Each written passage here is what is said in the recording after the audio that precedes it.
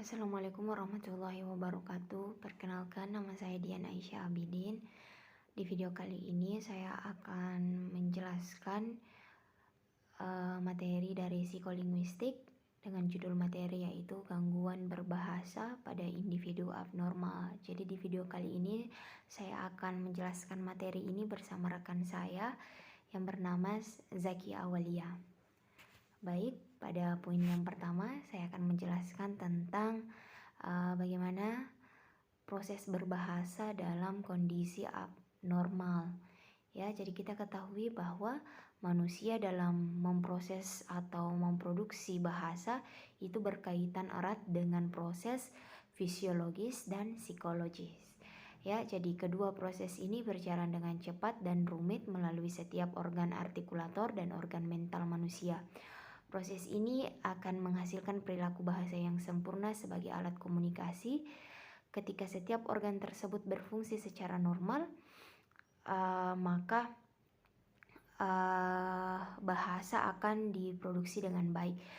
Akan tetapi apabila fungsi setiap alat fisiologis, psikologis tidak berfungsi secara normal, maka akan terjadi penyimpangan perilaku bahasa mulai dari terjadinya abnormalitas fisiologis, ketidakberaturan ujian psikogenetik, perilaku bahasa yang menyimpan di rumah, dan ketidakteraturan bahasa di dalam kelas.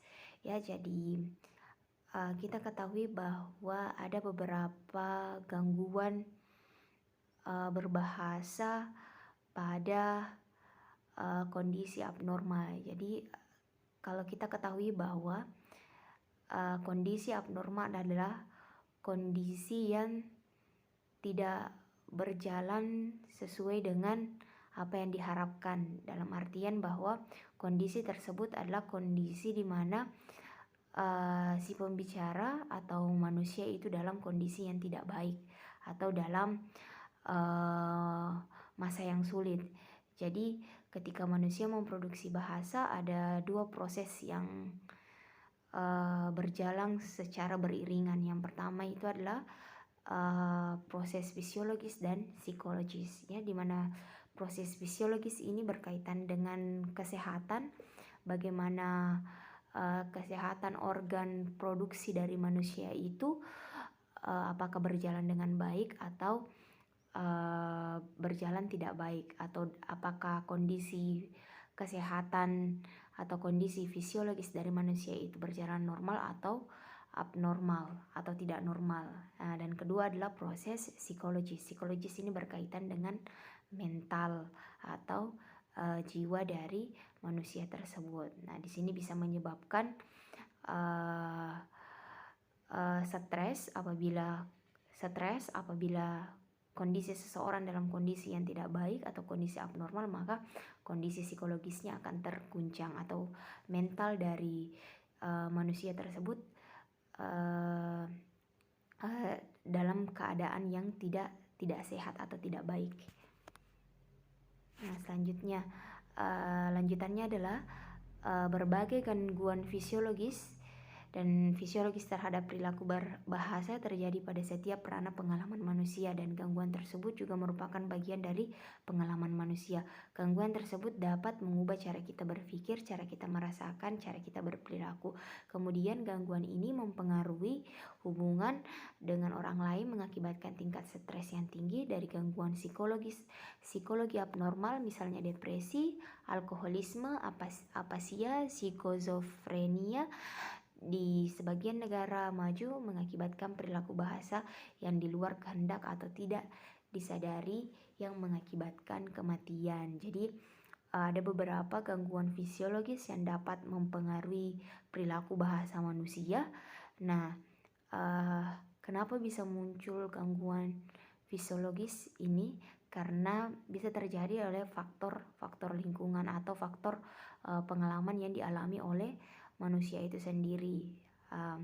Jadi faktor lingkungan ini sangat berpengaruh terhadap proses fisiologis dari manusia ketika ingin memproduksi bahasa. Apabila kejiwaan manusia itu terganggu atau kesehatan organ produksi manusia ini terganggu, itu pun akan mempengaruhi bagaimana manusia ini memproses bahasanya. Itu akan terlihat dengan bagaimana manusia ini berperilaku, bagaimana manusia ini merasakan sesuatu, dan bagaimana manusia ini bertindak dalam lingkungannya. Ya, jadi ada faktor-faktor yang mempengaruhi gangguan fisiologis tersebut, di mana gangguan fisiologis ini akan menyebabkan kondisi abnormal. Dari gangguan psikologi abnormal ini akan muncul misalnya depresi, alkoholisme, apasia, dan psikosofrenia. Ya, jadi ada beberapa jenis-jenis kondisi abnormal yang dialami manusia. Misalnya stres. Jadi stres juga itu atau depresi itu bisa masuk kategori gangguan abnormal atau dalam kondisi yang tidak baik. Nah, semua kondisi tersebut akan mempengaruhi proses bahasa dalam proses berbahasa manusia tersebut.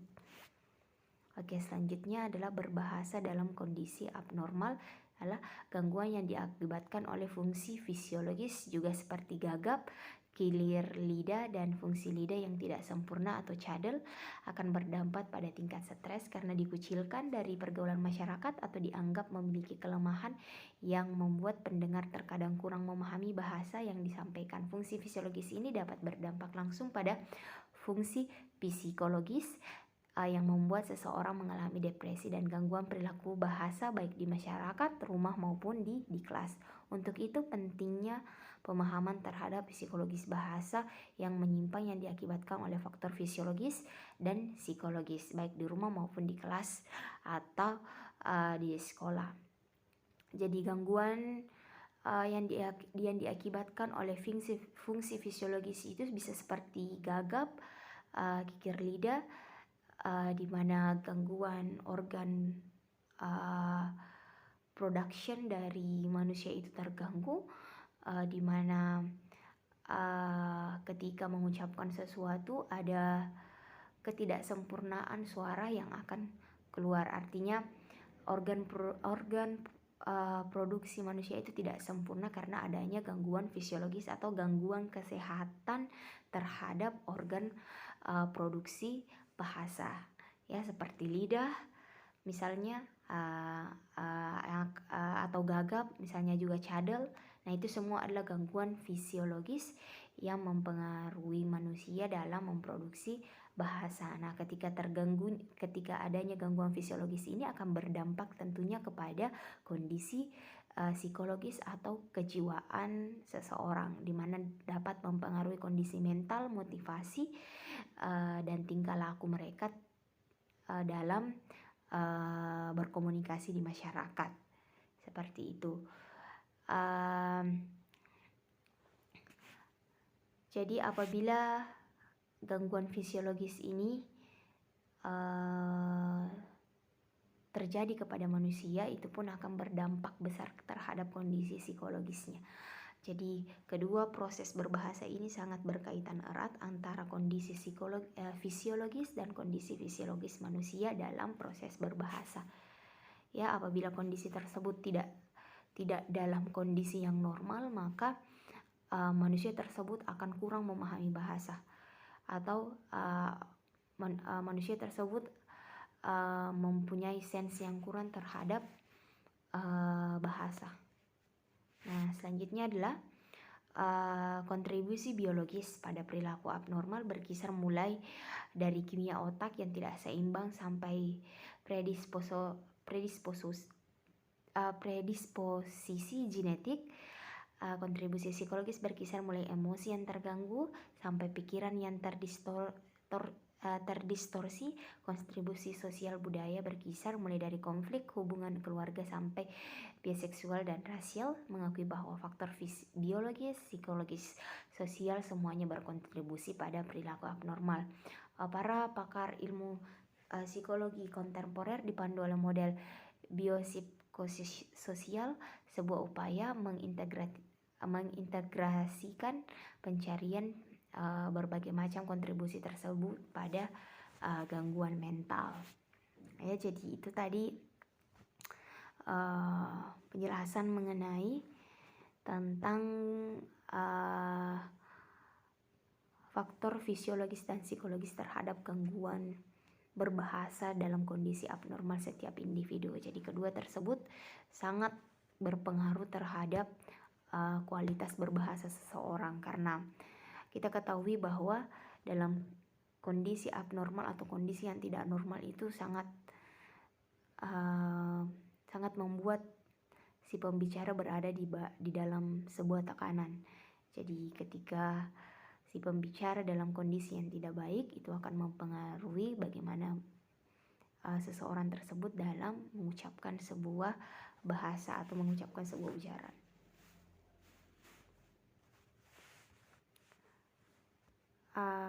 Oke, mungkin cukup sekian dari presentasi saya mengenai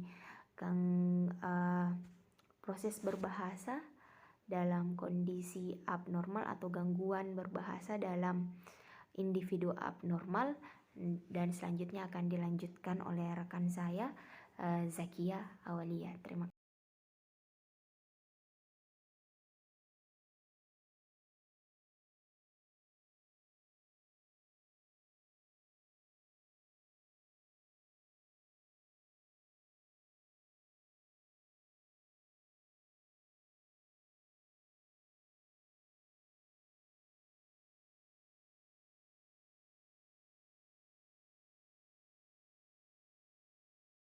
Baiklah, saya akan melanjutkan materi tentang gangguan berbahasa pada individu abnormal yang telah dijelaskan oleh teman saya sebelumnya. Jadi, untuk gangguan bahasa individu abnormal terjadi karena rangsangan psikofisiologis yang berlebihan atau terlalu kurang. Keduanya dapat berkontribusi pada perilaku bahasa yang abnormal. Contohnya, aktivitas sistem saraf otonom yang terlalu tinggi mengakibatkan jantung berdebar-debar dan tangan berkeringat, sehingga bahasa yang dihasilkan menjadi terbata-bata dan tidak fokus terhadap inti pembicaraan atau banyak kata yang hilang ketika berbicara. Sebaliknya, kekurangan rangsangan otonom kronis dapat menjelaskan ketidakacuhan tertentu terhadap aturan sosial dan kegagalan belajar dari hukuman yang ditemukan pada gangguan kepribadian antisosial seperti bahasa yang dihasilkan hanya seperlunya saja yang bersifat individual. Jadi dalam gangguan bahasa psikofisiologis terjadi ketika seseorang berbahasa secara terbata-bata dan tidak fokus dalam pembicaraannya, sehingga ada beberapa kata atau banyak kata yang hilang dalam kalimatnya yang disebabkan oleh jantung berdebar-debar dan tangan berkeringat. Kemudian ketidakberaturan ujaran psikogenetik dan psikologi abnormal. Ketidakberaturan ujaran psikogenetik berkaitan dengan perilaku bahasa yang menyimpang secara turun-temurun bisa saja terjadi, tetapi hal ini tidak bisa disimpulkan untuk semua kasus karena bisa saja diakibatkan oleh faktor lingkungan atau fungsi otak. Gangguan psikogenetik terjadi oleh beberapa faktor yang tidak alami, misalnya infeksi otak, tumor otak, cedera kepala, gangguan metabolik, epilepsi, dan penyakit otak pikun. Sedangkan gangguan psikogenetik yang asli misalnya oleh reaksi trauma, stres situasional, gangguan sakit jiwa, gangguan psikotik misalnya halusinasi dan paranoid. Jadi itu adalah gangguan-gangguan psikogenetik yang mempengaruhi bentuk ketidakberaturan ujaran pada seseorang dalam berkomunikasi. Nah, kemudian perilaku bahasa menyimpang yang ada di rumah. Permasalahan perilaku menyimpang di rumah biasanya anak-anak yang mengalami masalah artikulasi fungsional, memiliki persepsi pendengaran dan kemampuan intelektual yang baik, dan tidak ada tanda mengenai abnormalitas struktural atau masalah di otak. Namun pada umumnya, anak yang memiliki masalah artikulasi fungsional lebih disebabkan perkembangan yang tidak matang ketimbang penyebab yang sudah dikenal. Salah satu contohnya yang diderita oleh Gianna yang tidak bisa menyebutkan semua huruf alfabet secara sempurna dan kesulitan mendengarkan perbedaan bunyi yang dihasilkan oleh huruf-huruf tersebut. Misalnya ketika Gianna berbicara, mengganti huruf T dengan huruf K. Jadi semua kata yang memiliki huruf T, dia mengucapkan huruf T itu menjadi huruf K. Misalnya sebagai pengganti S, dia menyebutkan sya atau ch. Contohnya ketika menyebutkan cookie, dia menyebutkan tuti. Contoh lainnya atau shu, dia bilang su. Nah, itu adalah salah satu penyebab perilaku bahasa yang menyimpang yang sebaiknya ditangani oleh orang tua dan psikologis atau terapis. Nah, itulah tadi penjelasan dari kami tentang gangguan bahasa individualis yang sempat kami sampaikan. Adapun penjelasan yang kurang jelas dan adapun kesalahan yang kami jelaskan, kami mohon maaf. Assalamualaikum warahmatullahi wabarakatuh.